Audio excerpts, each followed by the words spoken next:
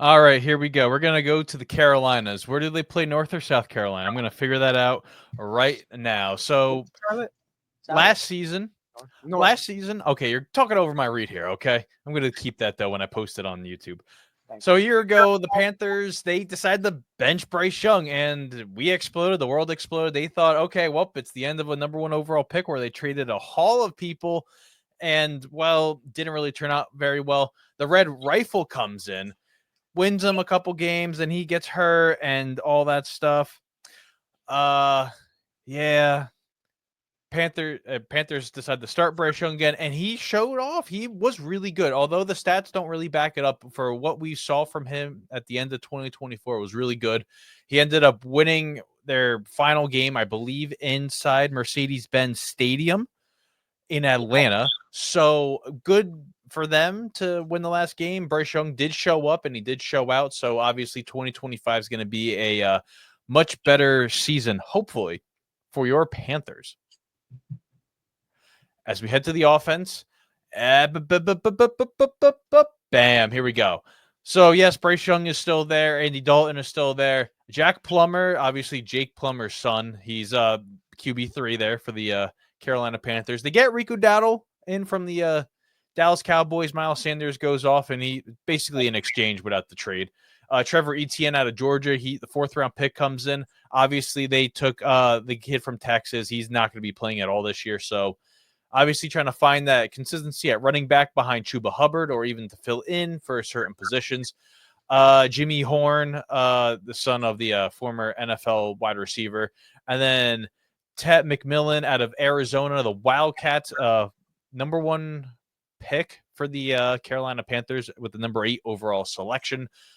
Yeah, here we are. Not a whole lot of change here, but they did add they added some crucial pieces, especially in the receiving core. I actually like the receiving core. Yeah, a little Hunter Renfro action deep in there too. Look at that. All gadget happen stuff. I want him to make the team, okay? Josh McDaniels ruined a great receiver. David Moore, not the worst depth receiver ever. I need Jalen Coker to get like higher up on this depth chart. It's really not like.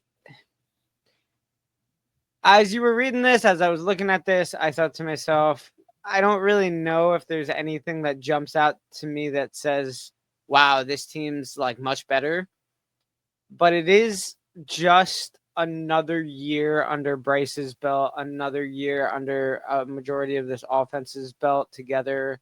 So, like, realistically, you just got to hope that they continue to work it out and improve now. And figure it out.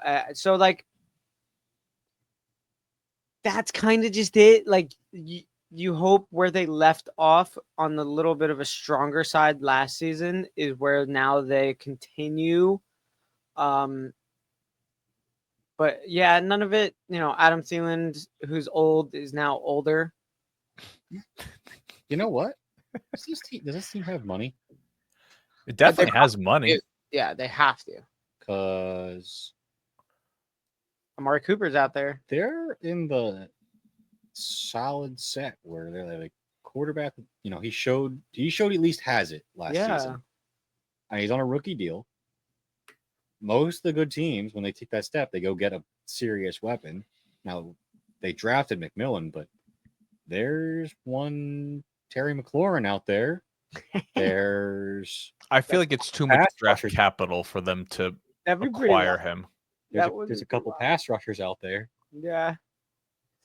I mean, even the simple Amari Cooper wouldn't be the worst thing. Maybe. I like the receiving core. Like, Coker was really good last year. He really showed up. Xavier Legette, what are you going to get from him? Obviously, they traded back into the first round to get him last season. But, like, Adam Thielen's, like, the man of the room. They're the veteran guy because these are super young guys all over. And then you have Hunter Renfro, who's trying to make a comeback in football after being out due to illness the last couple of years.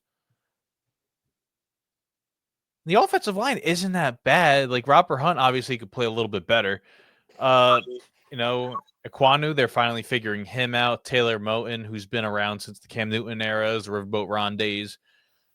No, and I still like the Jatavian Sanders move. Tommy Trimble, he's going to eventually get off the PUP list. Mitchell Evans, they did bring in the 5th round.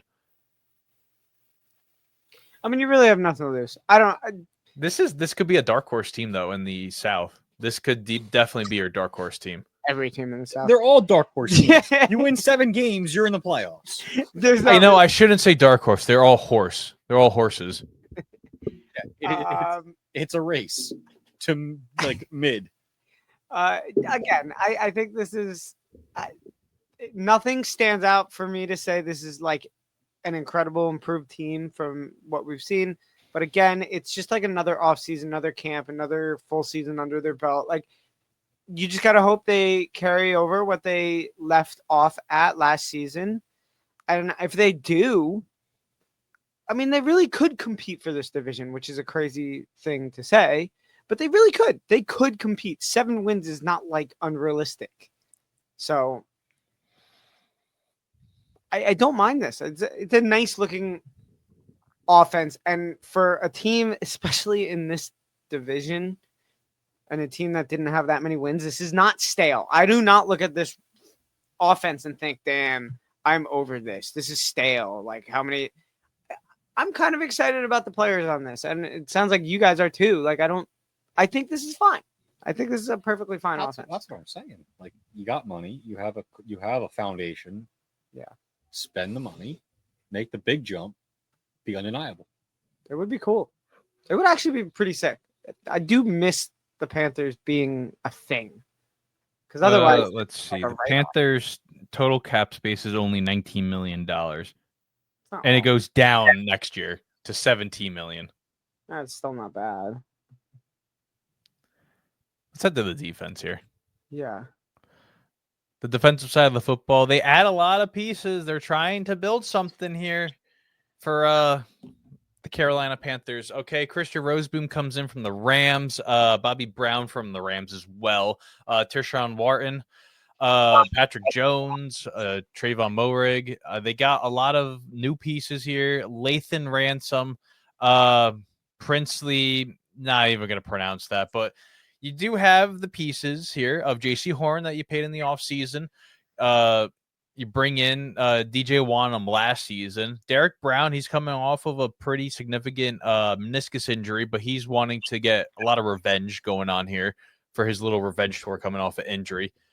But yeah, this isn't a horrible defense either. And they also get Nick Skirton in round number 2. So yeah, this is obviously it's a work in progress, but it's not the worst that we've seen from the Panthers in recent years. I mean, it's workable. I like this. Yeah.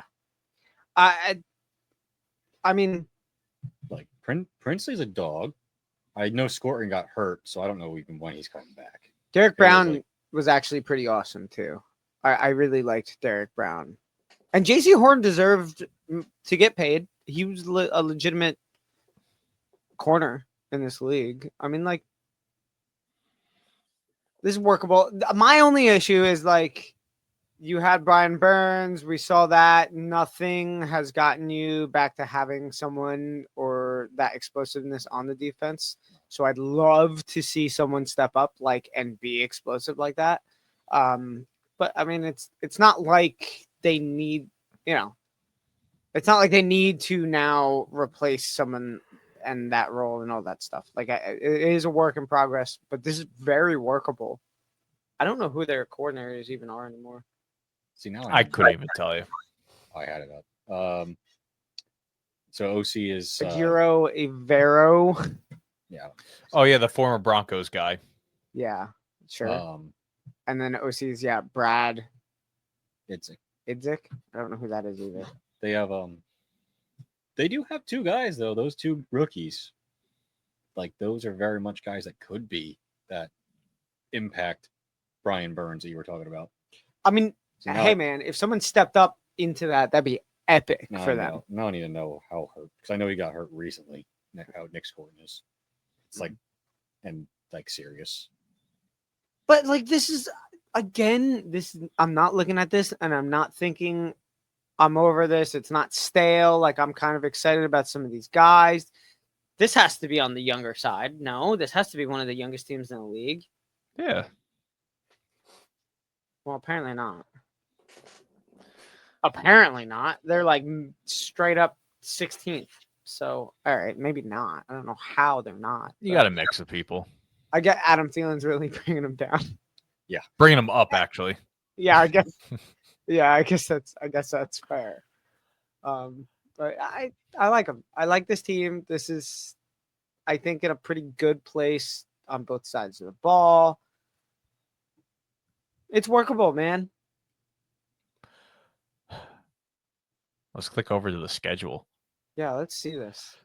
Coast to coast to open the season. So first Jacksonville, and then you go to the Cardinals. Then you're at your home opener for the Falcons, and then you go back to New England, and then you get a couple home games. You're bouncing all around. There's not a whole lot of consistency, a whole lot of groove you can work on here.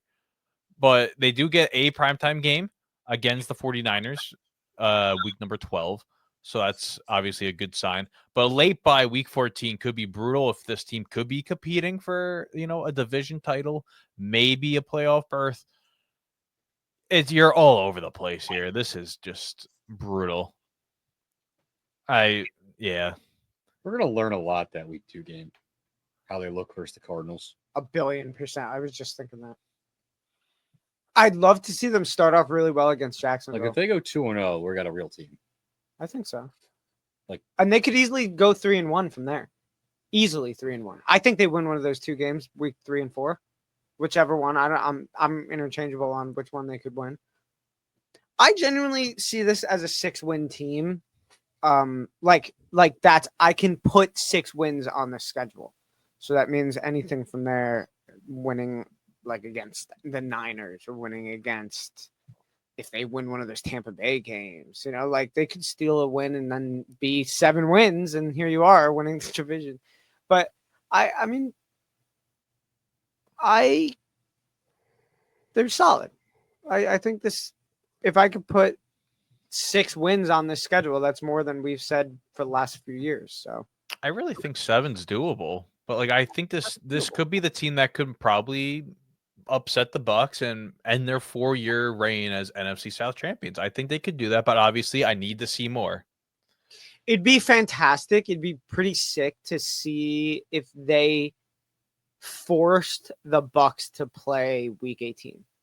Like genuinely just forced the Bucks to care about that game. That would be pretty impressive. Well, I mean, you have a chance to play the Bucks too in week 16. It depends how that thing goes, and whatever you make of the Seahawks with now Darnold at the helm instead of Geno Smith and DK Metcalf there, you have Cooper Kupp and Darnold. I don't know. Like, plus, I would be impressed if they made the Bucks care about week 18. I think it would be impressive if they make the Bucks care about week 16. Like, yeah, I mean, yeah, fair, but that late bye could either help them or really hurt them. That too. So it's like. And if they won against the Saints, that's division off that bye. That'd be pretty epic. This is like the 4th easiest schedule in the league, or something like that. Let me look. The 5th easiest schedule in the league. So like, there's so much doableness in this. Your tough games are mixed in to a little bit of easier games. There's not like a heavy stretch. That middle stretch is a little rough, but like only because you have divisional rivals in the middle. Otherwise, if you can run over them, it's sick. That's not even a tough stretch. It's cool. Again, if we're agreeing on 6 or 7 wins as like a floor, that's awesome. That's incredible for them. So, and what makes the season successful for the Panthers? Playoff contention. Yeah, I mean, if you throw up 7 wins and you're competing for playoffs, that 7th spot in the NFC, that'd be pretty great for them, man. Or the 4th spot. Oh, fair. That'd be pretty. So I highly doubt. Fantastic. I highly expect that the 2 teams from this. The division. pattern continues where it's the South gets the 4, and then the other team is not even in the picture. Yeah, that's it is tough to say that Tampa Bay just won't. So, but hey, man, that'd be fantastic if they truly compete with Tampa Bay for this division. That's huge.